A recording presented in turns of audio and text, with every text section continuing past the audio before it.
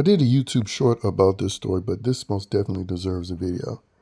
And it's about actress Allison Mack now having a podcast called Allison After NXIVM, where she highlights that the actress who played Lena Lang was the one that introduced her to the NXIVM cult leader.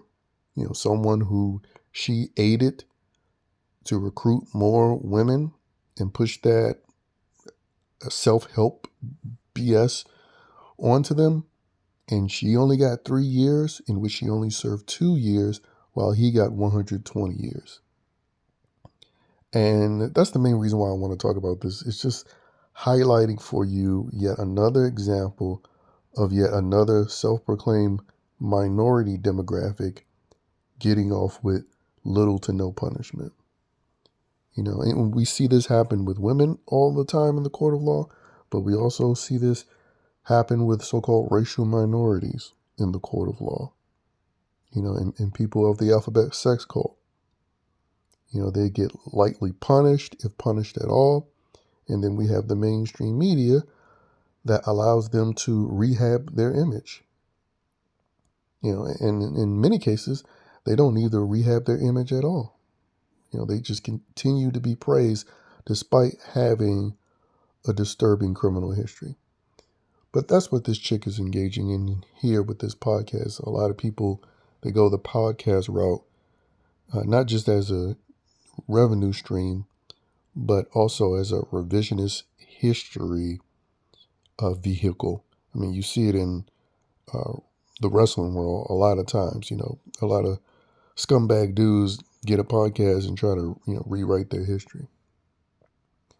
And again, not only did she get off with only doing 2 years when her partner in crime got 120 years, but as soon as she got released, she stopped dating women and married some simp man.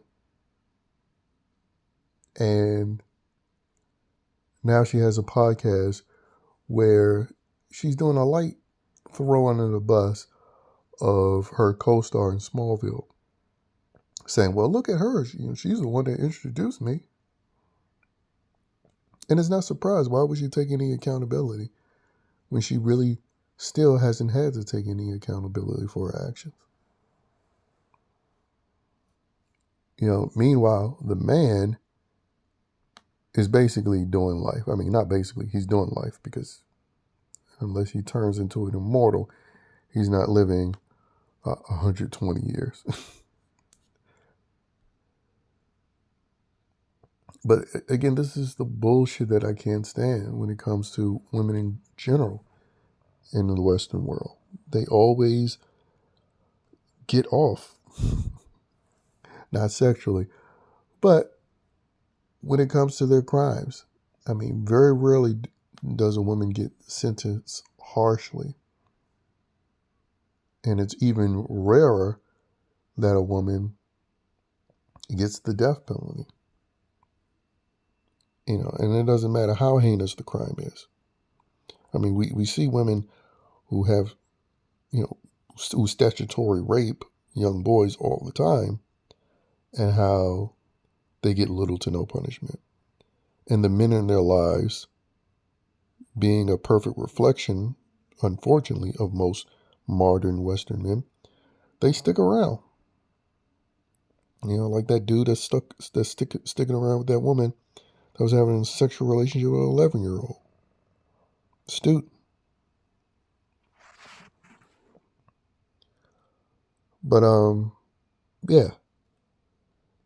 And this is the first time I've actually even heard about her having a podcast. This is another one of those stories that sort of appeared on my YouTube news feed.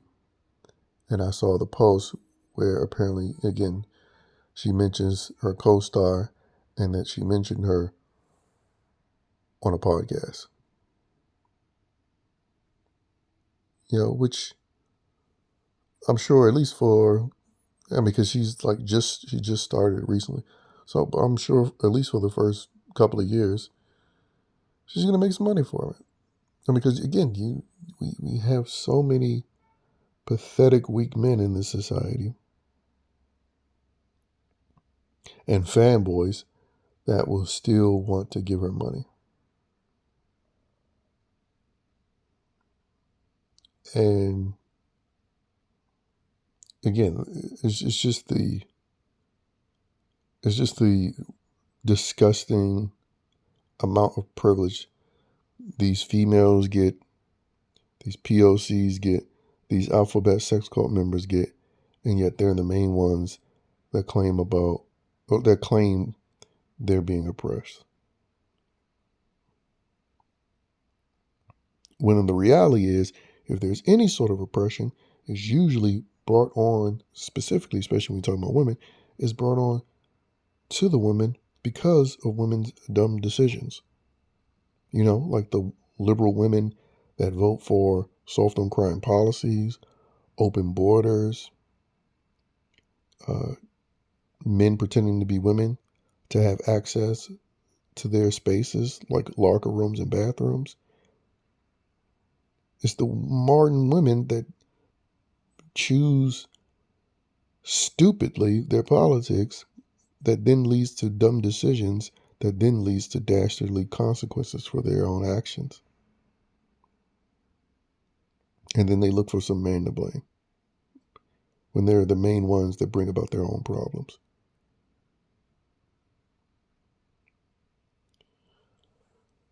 But yeah, again, this is just another example of, yes, privilege does exist, but the reality of who has it and wills it is grossly misrepresented.